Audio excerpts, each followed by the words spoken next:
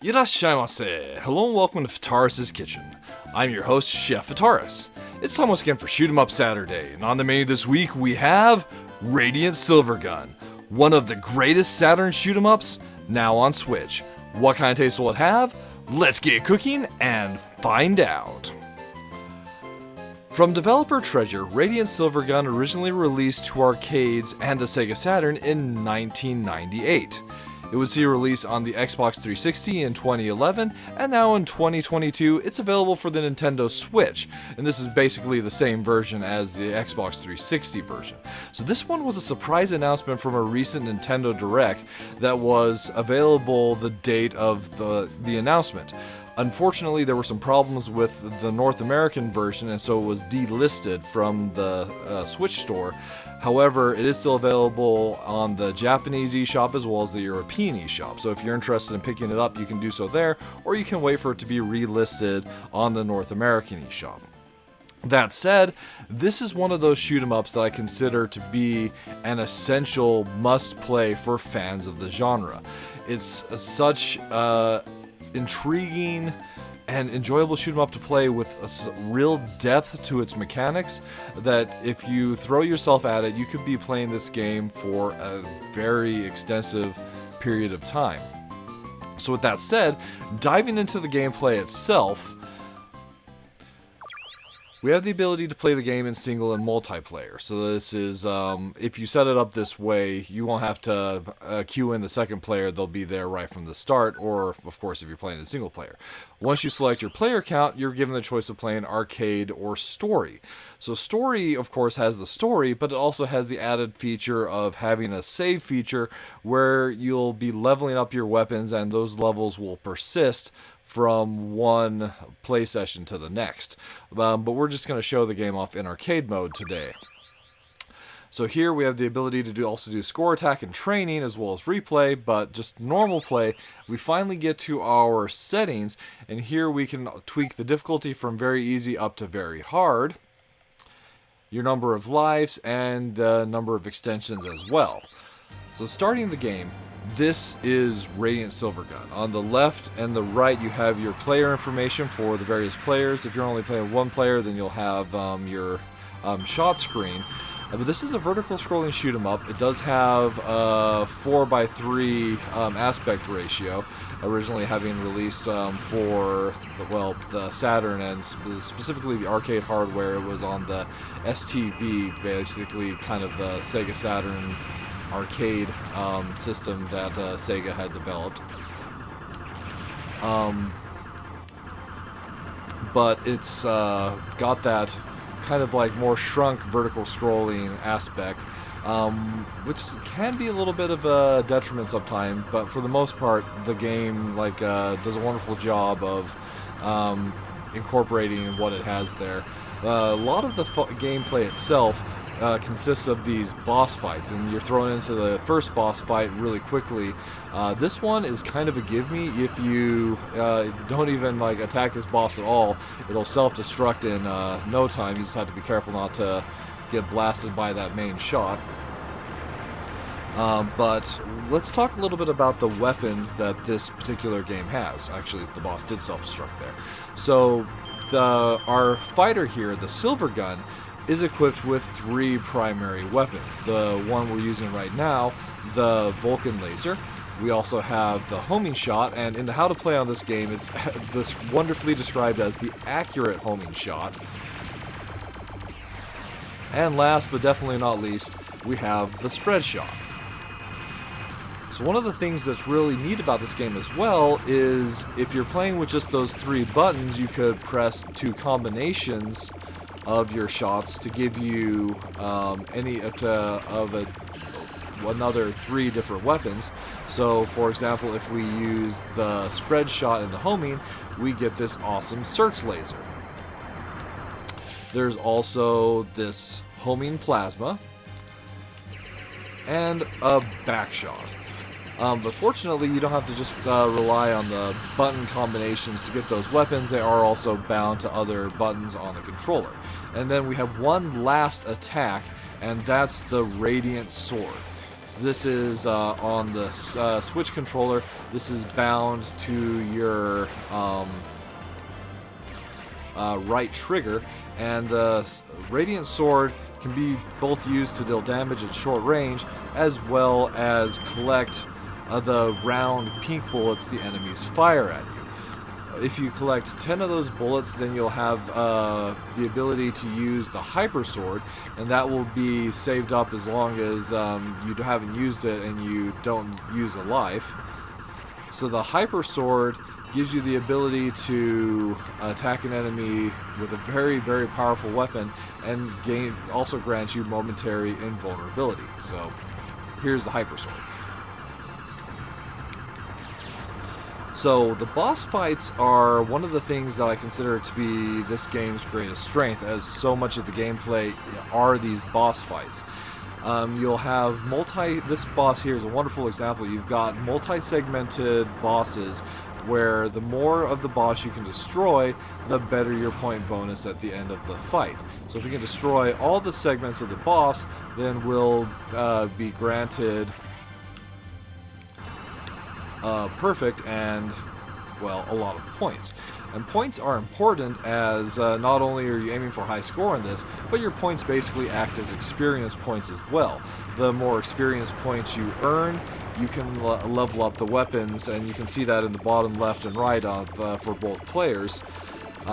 Each weapon has its own level. The more you power up the level, obviously the more powerful it becomes, and the way you level up is by defeating enemies with that particular weapon. So if you're using the spread, for example, you can see it'll creep up a little bit from the destruction of these enemies. You also get points for when it levels up. And there's also tricky sections throughout the game, like this section here, where you have to kind of pick your best way to get through difficult sections of enemies. So there are a couple different ways you can tackle this one. You could use the homing plasma, you could use your search laser, you can also use the spread shot and just try and angle yourself in just the right way to destroy all these cannons. It's tricky, but with a little bit of practice it's doable. Or you can just charge up and save Radiant Hyper Sword rather, and use the invulnerability to just blast through that. So here we find ourselves at the next boss in the first stage. So in this case we're up against Gallop, and when you start each boss fight, you get these awesome phrases that are referred to as Beatitudes for gains. Just some tidbits of advice that the developers threw in there, and even in the original Japanese release they were in English. Just kind of hints slash some fun trivia and information to help you with the boss fight. So Gallop is an interesting boss fight here. You can't attack it directly on, as there's that invulnerable spinning bit or force in front of it that will take all the damage from that you're dishing out at it, and in some cases, such as the homing lasers as well, they'll be absorbed by that. So the way that I'm trying to take out this fight may be not the most efficient, just moving around to the side trying to dodge the enemy shots and dealing as much damage. Yeah, it's a few extra lives lost there, but bam, that's Gallop down. Not quite a perfect on that particular fight, but pretty decent. And that'll move us into the next segment of the stage. So one thing to note, you might notice that this is referred to as Stage 3D. So from a storytelling perspective, this game is really kind of as anime as it comes. So you've got this this rock, this crystal that was discovered in the Earth strata in the year it was, what is it, 2520 or 2520, I believe. And the scientists are researching this particular orb or crystal. It's kind of a tetrahedron that ultimately ends up like destroying all life on the planet and taking over all the machines, basically building this kind of machine empire on Earth. Then like you have like 4 humans that were in a spaceship orbiting Earth, and they're like the last surviving elements of humanity. After a year, they decide to attack or go to the planet to basically get supplies, attack, and try and well, do something rather than just like wait for a slow death. But like the way the story is told, so is in a non-chronological order. So the reason this is stage 3 is from a chronological order. This would be the 3rd stage in the game.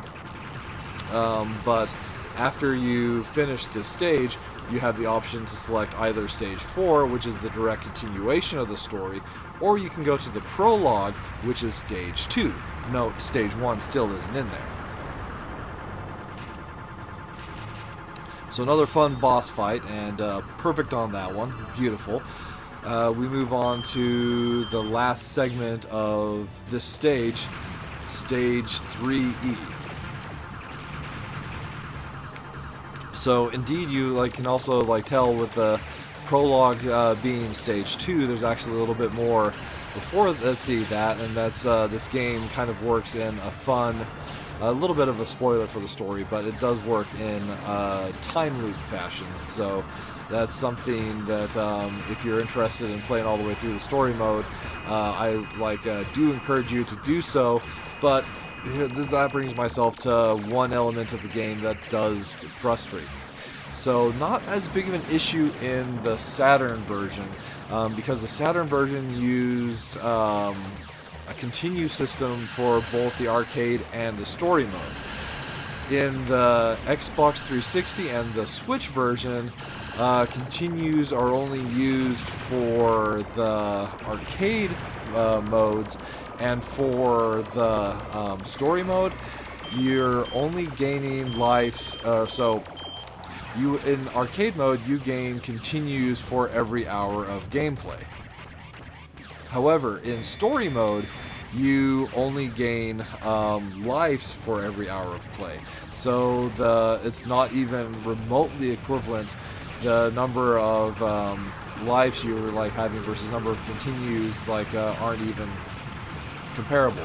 And that's one thing that gets quite frustrating, is the unlocking process to be able to play through the story in this version of the game is relatively frustrating, as it takes a lot of time to build up a lot of lives, as later on especially this game is quite difficult, and even on lower difficulty settings expect to be dying a lot.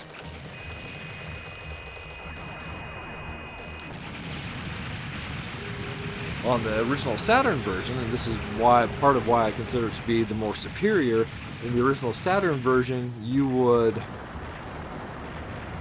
build up continues whether playing the arcade or the Saturn mode, which was the story mode, and that way you could play through one, get some experience in there, and then enjoy the rest of the gameplay once you'd unlocked basically unlimited continues. There were also some other fun features in that version.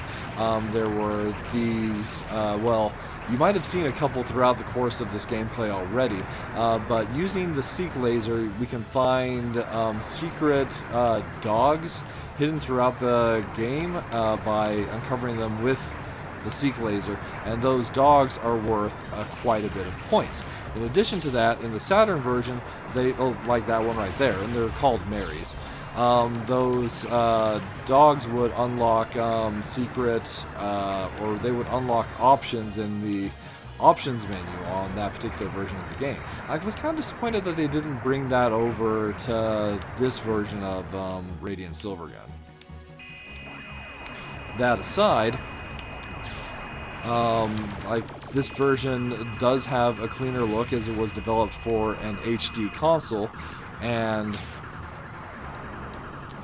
just in general, with one thing that would be that is quite nice with this particular version, the Switch version, it's like a portable system. So for the first time ever, Radiant Silvergun is available on a portable system, which is actually pretty awesome.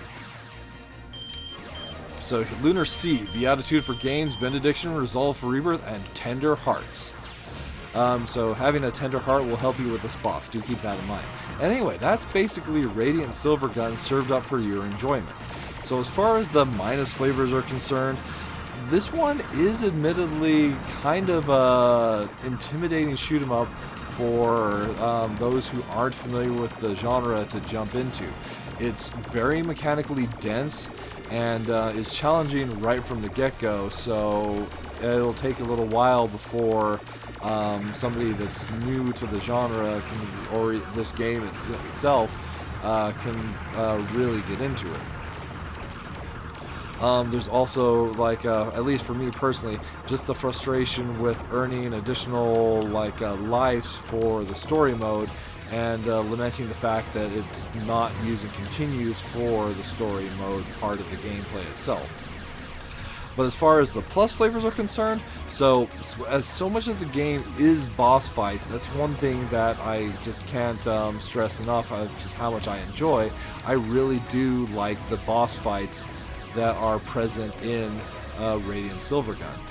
Barring a few. There are a couple fights that I do consider to be a bit more on the frustrating side rather than fun.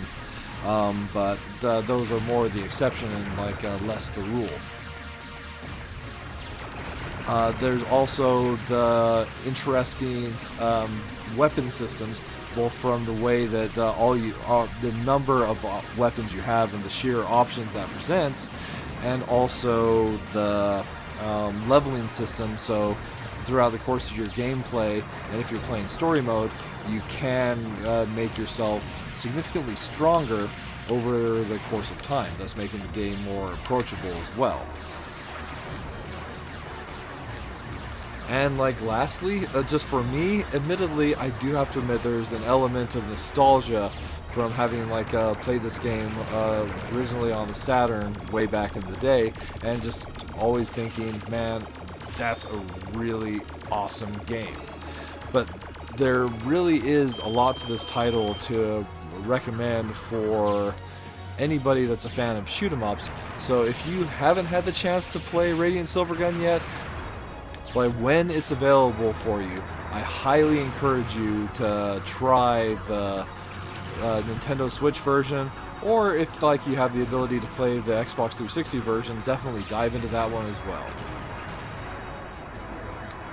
Alright, that'll just about wrap it up for this week's episode of Shoot 'em Up Saturday. As always, I want to thank you so much for joining us. I hope you have a wonderful week, and we'll see you next time.